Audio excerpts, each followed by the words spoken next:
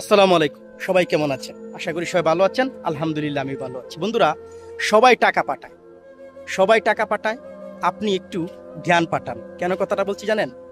প্রবাসে কষ্ট করে আপনি টাকা কামাচ্ছেন, টাকা পাঠাচ্ছেন পরিবারে, কিন্তু একটা কথা আপনাদেরকে বলি ভাই, সেটা হলো শুধু টাকা না, পরিবারের সদস্যদের শিক্ষা, অভ্যাস, সচেতনতা গড়ে তুলতে হবে আপনি। ঠিক আছে? আপনার সন্তানদের পড়ালেখার খোঁজখবর রাখুন, তাদের সময় দিন। হ্যাঁ, বউকে বলুন বাজেট কিভাবে করে, মেয়েকে শিখান স্বনির্ভরতা। সবাই শুধু টাকা পাঠায়, এটা কিন্তু সবাই টাকা পাঠায়, কিন্তু আপনি যদি জ্ঞান আর শিক্ষা পাঠান, তাহলে প্রবাস জীবনে আসল সার্থকতা আসবে। তখন আপনার কষ্ট যেন শুধু বিল পরিশোধে হারিয়ে না যায়, ভবিষ্যতের জন্য কিছু করতে হবে আপনাকে।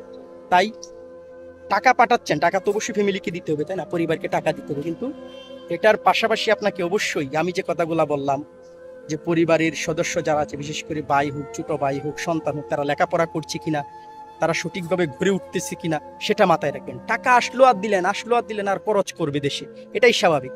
আর কোথায় কিভাবে খরচ করতে হবে সেটা আপনি লিখে দিবেন, আপনি বলে দিবেন। ভালো থাকবেন, সুস্থ থাকবেন। আল্লাহ।